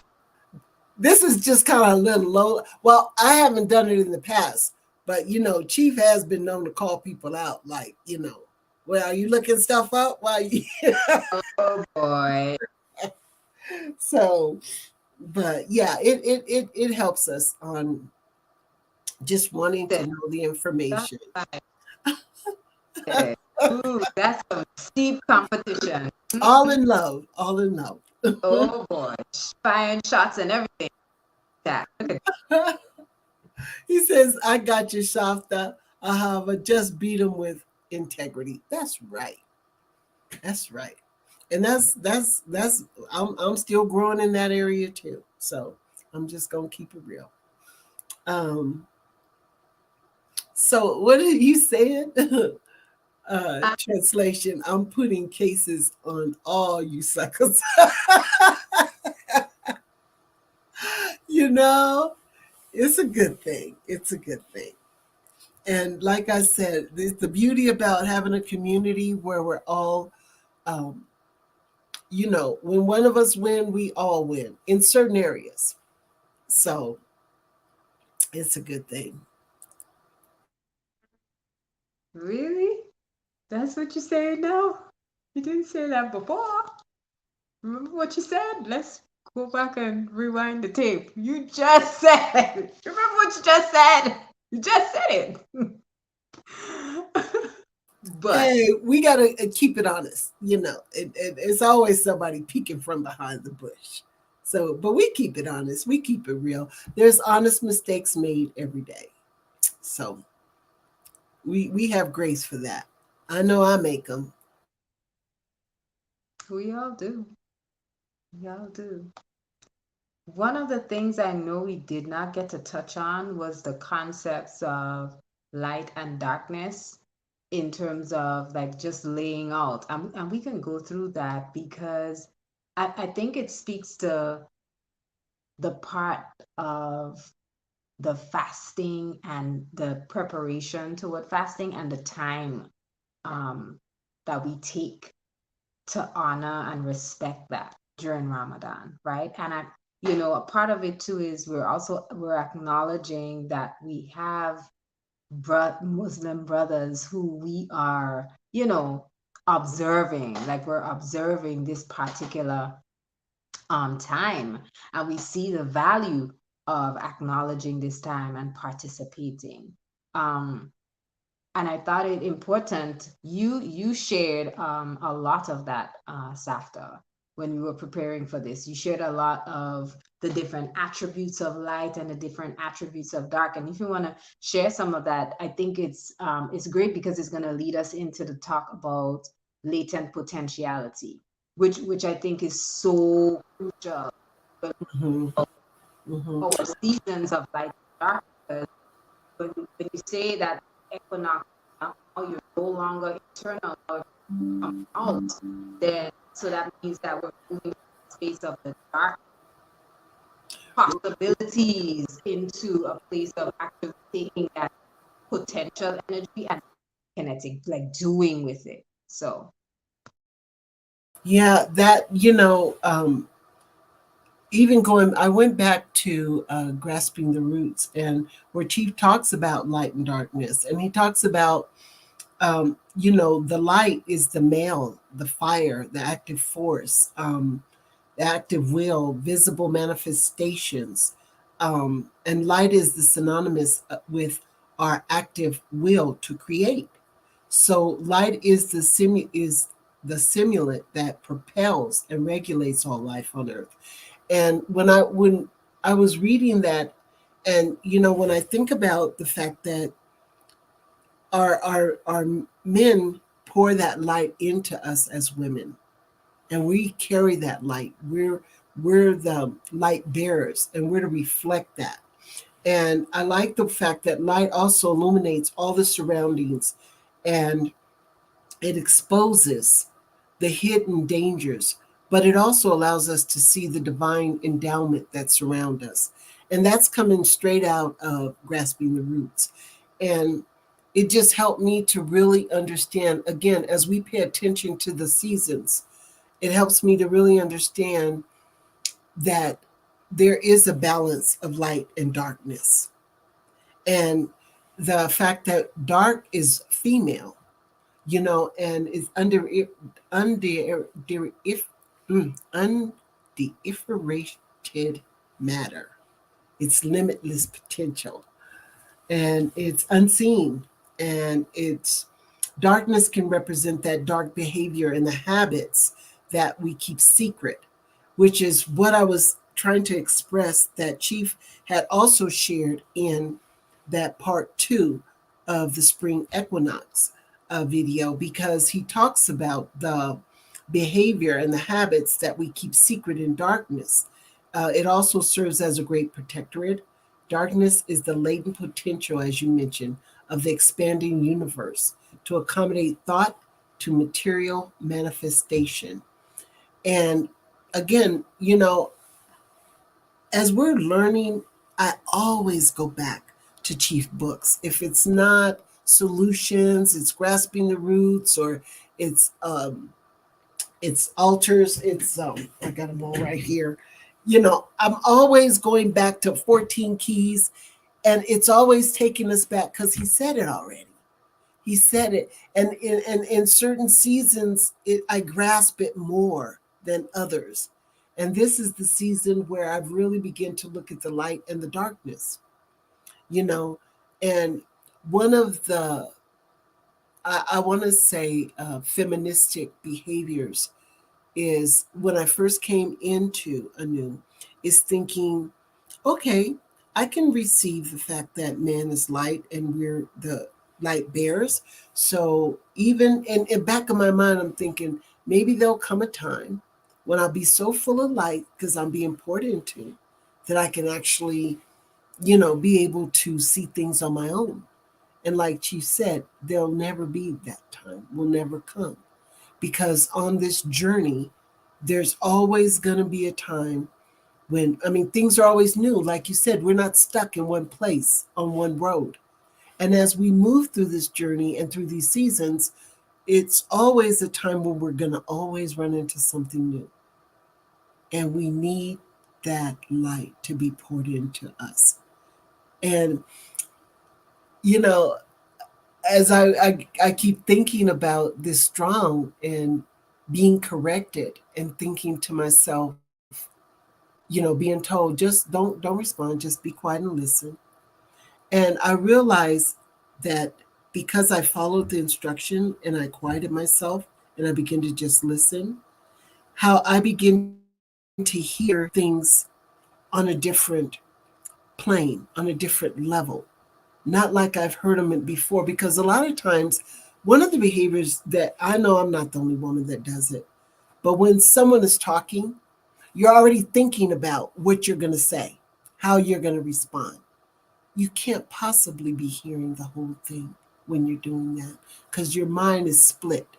You're hearing a little bit of this over here, but you're thinking already how to respond. What that is so chaotic when you finally quiet your mind and just listen, not on how you got to respond or to have an answer, but just listen to what's being said.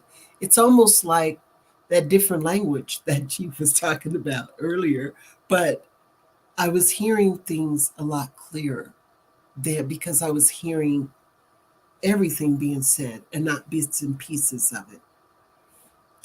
So that's that light and that darkness that we talked about. And again, that's why the balance comes when there's when a woman is covered, because without that covering, without that mate, without that man, there is no balance.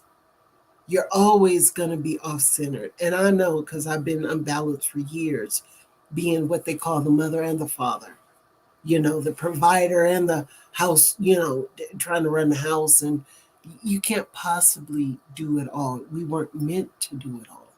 We were meant to have a certain role. And whenever we step out of that role, things become unbalanced. So there's so much we see in the seasons and the light and the dark. And yeah, this was a big part of my takeaway as well, as we begin to study and prepare for this fellowship.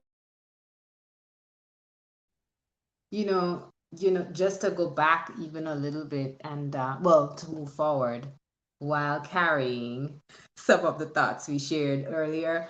Um, when you talk about that balance that happens in the equinox, right? And where the light and the dark is equal and there's equality of night and all worlds are, like aligned. Um, I still think about that transitioning from seasons, right?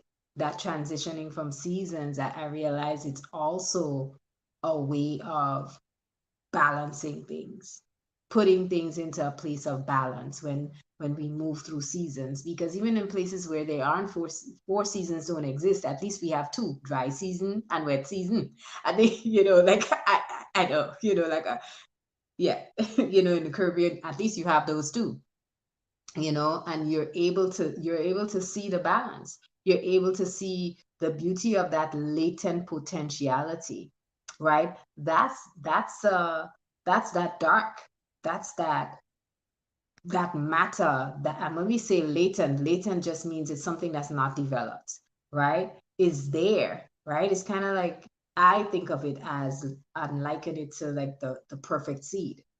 The seed is perfect, but what is the environment now to allow it to be or grow on purpose, so to speak, right? But when something's latent, it's there, but it has not reached its fullest potential. And that potentiality, when we think of potentiality, is potential, right? It's and we think of potential energy. It's there, right? It has the possibility of being used, but it's not being used, and as women, or any one of us could have seasons of latent potentiality where we have not been able to find and utilize what has been just sitting, almost like a car running, but not really going anywhere. And as a sister, and as sisters, because I'm talking to all sisters now, like we have to understand that in order to get to that place where that potential or that latent potentiality moves beyond just being latent and is directed, there must be a man to direct that latent potentiality, to ignite that potentiality. So it's no longer potential energy, but it's kinetic, it's actually being used. And so, like one of the things I think we talked about was the idea of expanding, like it's the latent potentiality of the expanding universe. So it's like if you think about, just think about something expanding and it's using energy to expand. But if it's infinite and it will always expand, and there is an energy that's sitting waiting to further create that additional expansion into the future. So it's just like it's a hub of energy waiting to be utilized, waiting. So our question to you this evening is like, what are your latent potentialities? What do you think some of those are, whether they've been revealed to you by your covering, your mate, your headship? And brothers, if you wish to share, what are some of those potentialities that have just not been activated yet, but it's there? That's one of the things we wanted you all to share. And after you share and we build, we'll probably close out, because I don't see anybody in the chat. It's all crickets. Everybody's like, listen, okay. Let me get this bowl right here. And let me get some smoothie in the cup right here. I see y'all. I see you. Yeah, Master Middleneck, he was on it earlier. He said seasons of light and dark. Light when one of us win. When one of us win, we all win. Dark, y'all cheating. I want my money back. Oh, that's true. And I love what Achoti Faye says. Very true. The spring equinox is the middle point during the time of darkness, preparing us to walk into the light. I love that. Chief had related that in one of the videos, but yeah, that's exactly what he was saying. I kind of twisted it all up when I was trying to quote what he was saying. Um, Chief says, during the winter, we tend to curl up, hide under covers. The vernal equinox is when the North Pole leans more towards the sun, so you can come from under the covers and be who you are with clarity. Yes. Yes, that's one of the things that I'm looking forward to as we're going through this season, and practicing Ramadan. And, again, as I was led to read my journals, I learned so much about myself that it just helped me to understand the importance of journaling, because things are becoming more clear. That's definitely something that's playing out for me.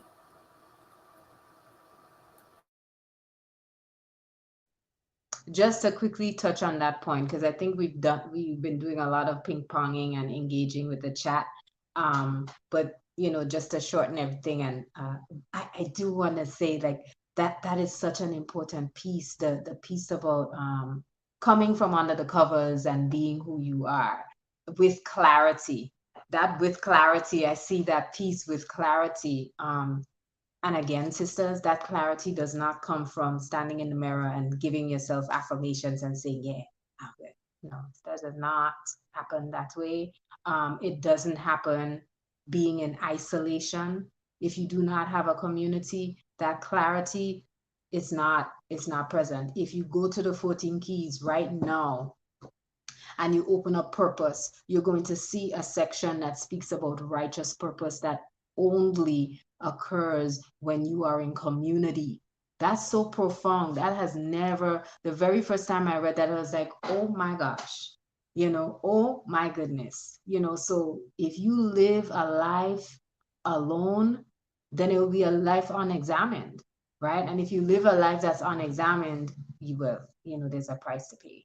There's a price to pay. And it's hidden in the 14 keys. It tells you exactly what that price is. Um, it tells you. So thank you, Chief, for that part, coming from under the covers and being who we are. That clarity, sisters, comes with the leadership of your head. You're covering your mate, right? You can't, you're going to have foggy glasses or foggy Yeah. world if you don't have that compass in your life. So And you know what? Just to piggyback on that, because I know when you said if you're alone, the thing about that is you never can reach your true potential. Is like what you were saying, because who's there bringing balance in your life?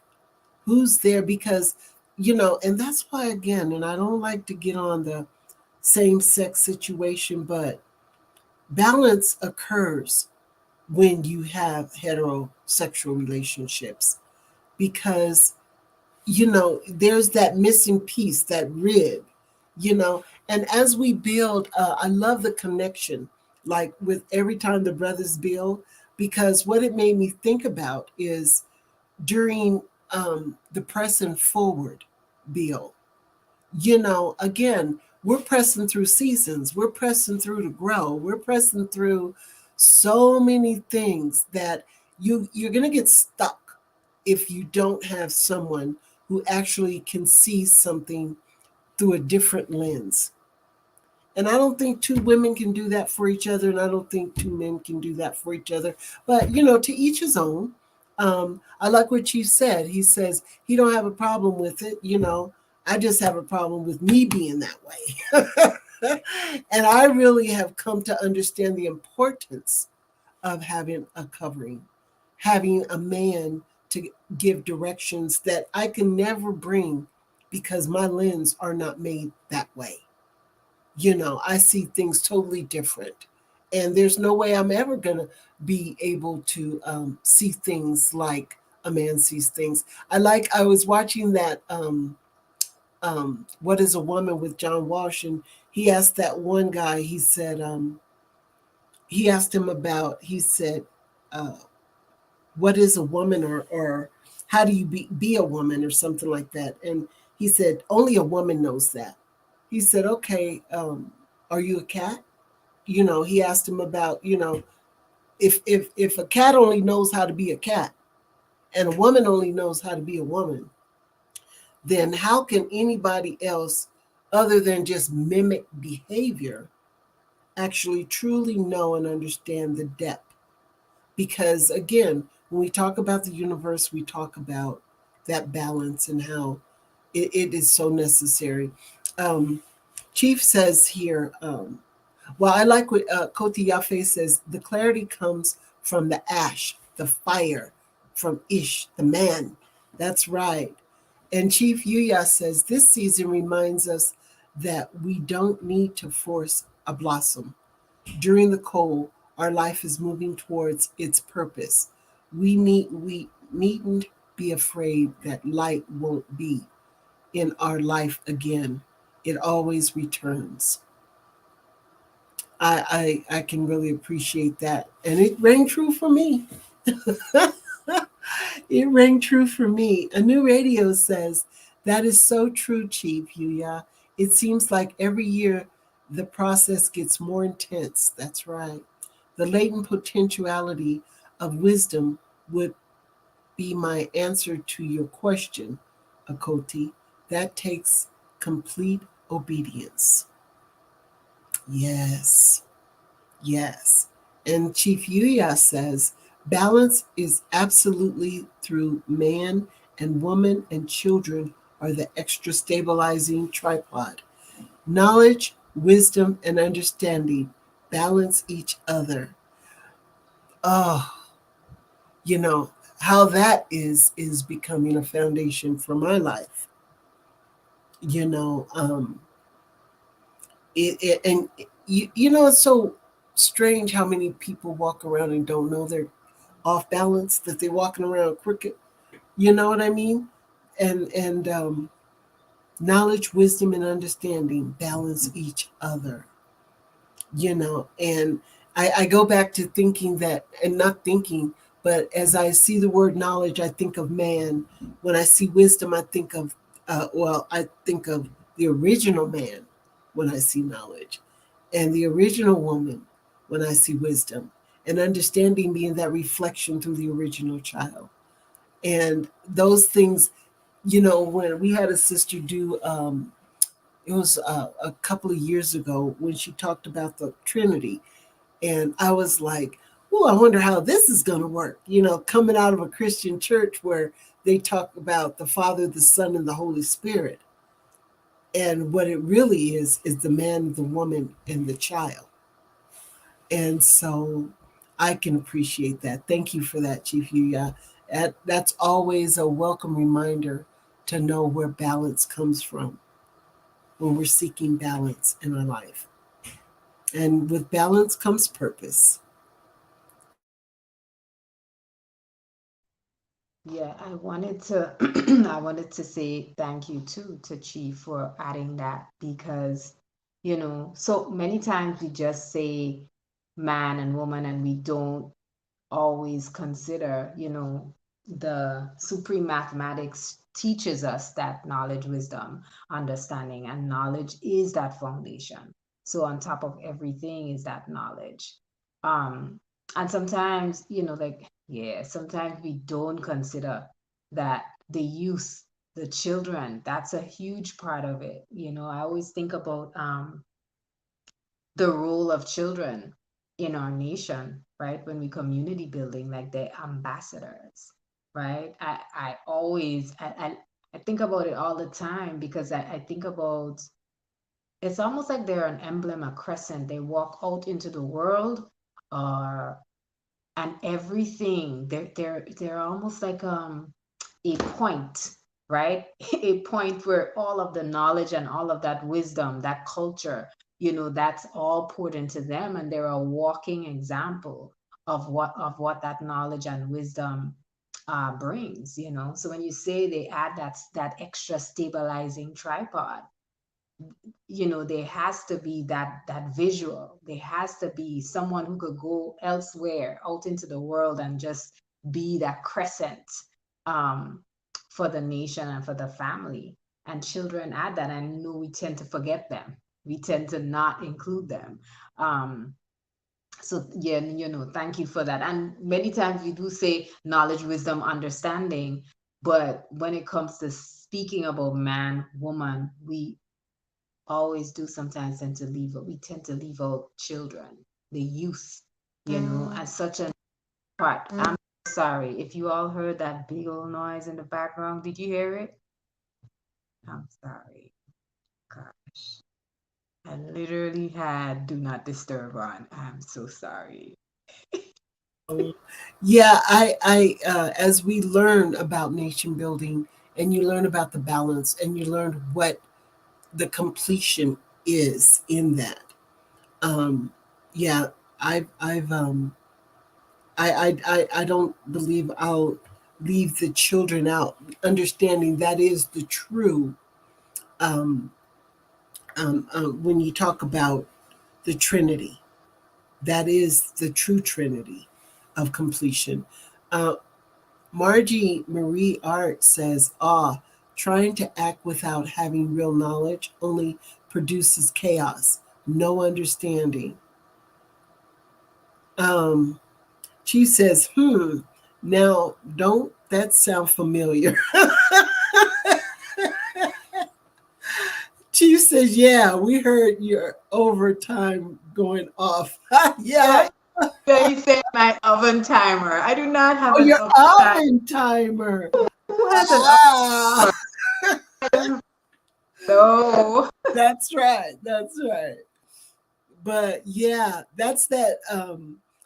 Margie, that's that tilting I was talking about. People walk around unbalanced and don't even realize, that their lives are on tilt, and but that's another thing that I've really learned this equinox season is the balancing that even occurs when the earth's on the earth's axles, as Chief had mentioned on the podcast. I just really uh, uh, um, recommend that everybody just go back and watch that spring equinox again and again, because I've watched it like 4 or 5 times, and every time I go back, I get more and more and more, and that's what happens with all Chiefs podcasts and videos anyway.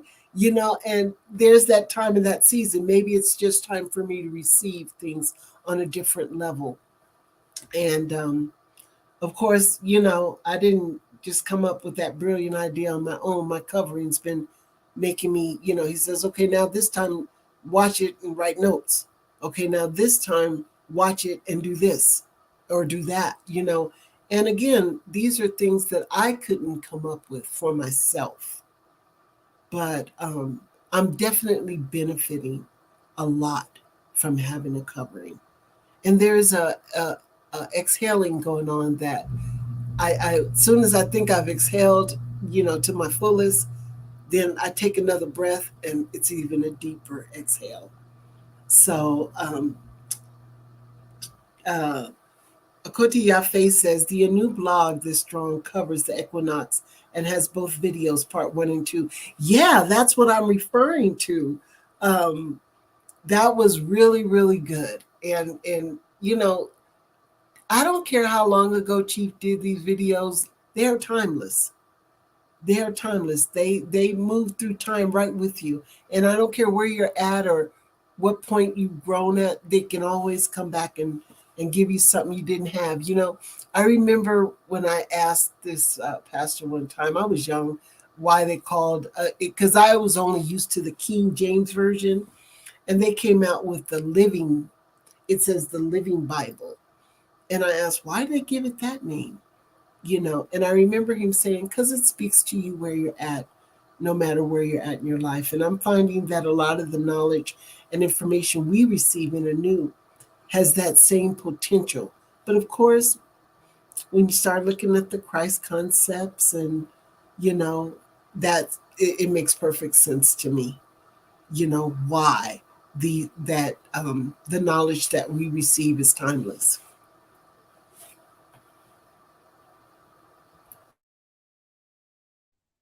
There you go back and you find more and you uncover more and you make even deeper connections to your own journey. you know um I think something that Margie, and this is gonna be the last thing I share because like um we have so much more that we wanted to share. But something you said, Margie, and she said, doing that sound, familiar. You said trying to act without having real knowledge only produces chaos, no understanding. And so that brings me to Zechariah 7:56, because we're talking about Ramadan, we're talking about the beautiful benefits of being obedient and moving as a nation, moving as one family, doing the same things together, abiding by law together, um, and following law together. And Zechariah 7:5 and 5-6. And from the Book of Mormon, Alma 45:1, we see where the the people are being questioned. Like, they're being questioned as to why they did the fasting in the first place. Why did you do it? He says, after the Babylonian captivity, Yahweh spoke to the people of Jerusalem through the prophet Zechariah. When ye fasted and mourned in the 5th and 7th month, even those 70 years, did ye all fast unto me, even to me? Then he went on to question their motivation for celebrating the feast. He said, and when ye did eat and when you did drink, did ye not eat for yourselves and drink for yourselves? So the question now becomes, do we, let me take this off. Yeah, yeah. Are we doing this just because we're following a thing? And obedience is important, and that's what it is. You're following it. But are we doing it for that reason, or are we focused on, well, all these benefits I'm supposed to get from doing it? Because now we're going back to this idea of exchange. I do this, you give me that. So if I do this, I get all of this in return. I lose weight, I do this, I get more productive. Or are we doing it because this is an offering up to Elohim, and Zachariah, that's what he's pointing out to everyone as well. And um in Alma, the excerpt from Alma 45:1, which is from the Book of Mormon, it says, they gave thanks unto Yahuwah, their Elohim. Yes, and they did fast much and pray much, and they did worship Elohim with exceedingly great joy. So that's a key to show that the motivations were different in both places, right? So as I don't think we're closing out, but just to say, like, in closing up this, the point is that, making sure we are aware of what our motivations are. And, again, that understanding does not come. If I don't know why I'm doing something, then I could do it all I want. The truth about why I'm fasting and what it actually creates and how it offers up something as opposed to bringing something to me is very key. Is very, very key. It's not just about I get the benefits. I like that because you said something that was in the notes about, is fasting, does it bring us joy or does it feel like a chore? And that's a new experience for me because I would do it out of obedience because that's what the community was doing in years past and struggle through the whole time and sometimes miss the whole point of the fast because I'm like, I just got to make it a couple more hours. Just a little bit more time. But Right. this year is the first year I'm experiencing the joy of fasting. Do I get hungry? Absolutely. But there's still a joy because I go back to what my covering said.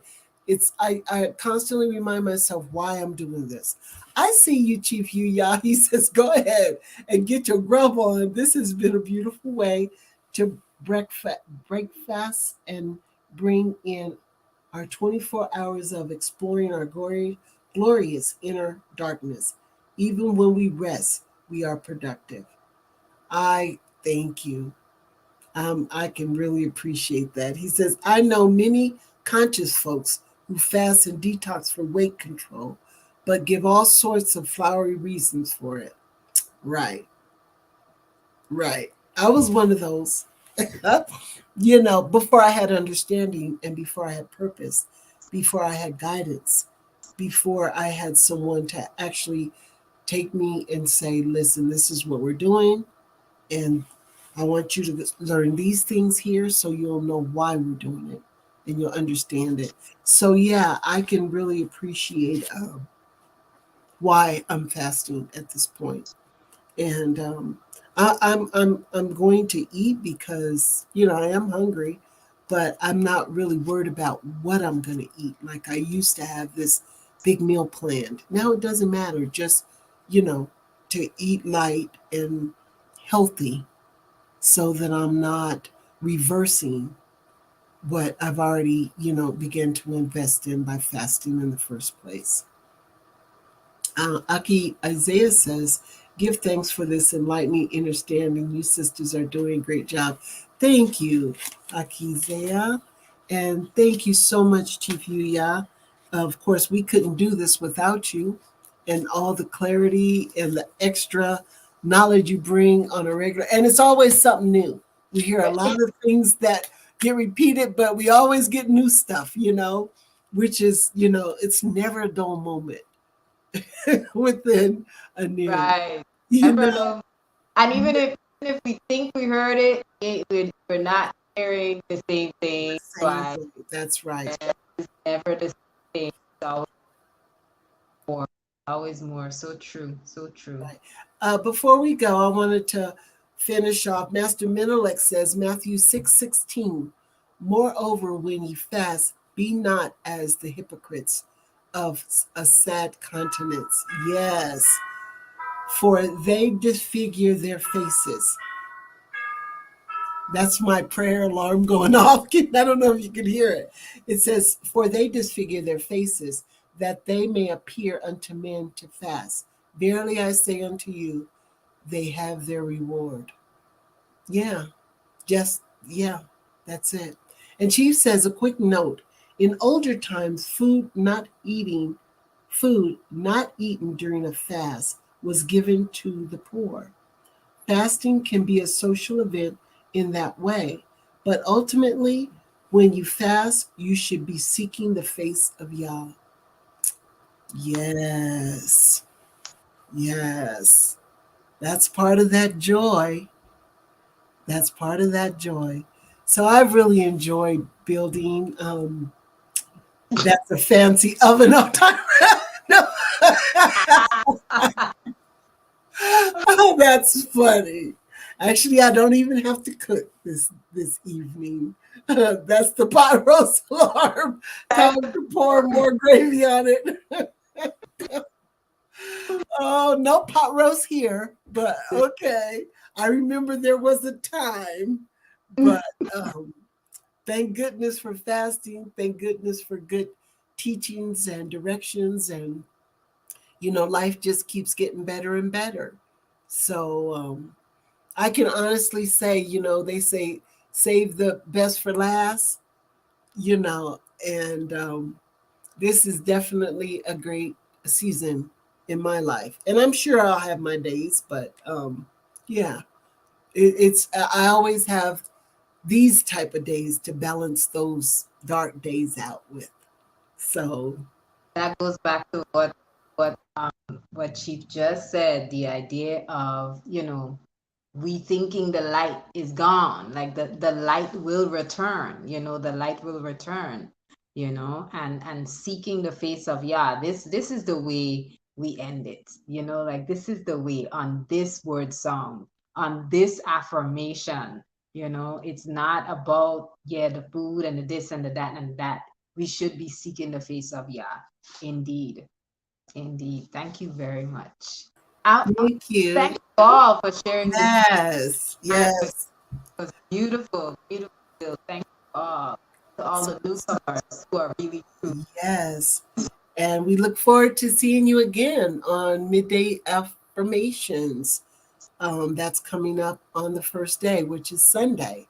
And it's always a lot of good meat and food. Now, that's my meat these days.